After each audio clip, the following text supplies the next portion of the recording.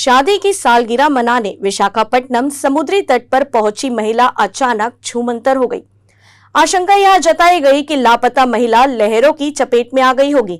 फिर पुलिस, नौसेना, coast guard और गोताखोरों की मदद सारी टीमें लगा दी गई। ढूंढने का भरसक प्रयास किया गया। तकरीबन 1 करोड़ रुपए इस सर्च ऑपरेशन में खर्च भी हो जाते हैं। बाद में जब पता चला तो सब दंग रह गए। नमस्कार, मैं आपकी होस्ट प्रियांशु लाजस और आप देख रहे हैं न्यूज प्लस 21।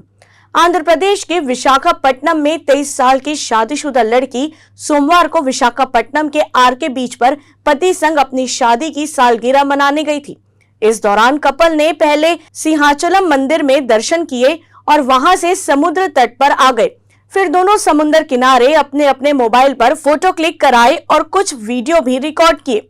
फिर अचानक लापता हो गई। इधर भारतीय नौसेना और तटरक्षक बल ने गुमशुदा की समुद्र में डूबने की आशंका के चलते 36 घंटे तक सर्च ऑपरेशन चलाया। पुलिस और नौसेना की तरफ से लगातार चलाए जा रहे तलाशी अभियान के बीच इस कहानी में अचानक नया मोड़ आ गया। बता दें, शादीशुदा युवती ने अपनी मां को टेक्स्ट मैसेज के जरिए अपने ठिकाने की जानकारी दी और बताया कि वह अपने प्रेमी के साथ नेल्लोर भाग आई है। साथ ही उसने परिवार से अपने प्रेमी के खिलाफ कोई कार्यवाही न करने की भी अनुरोध किया।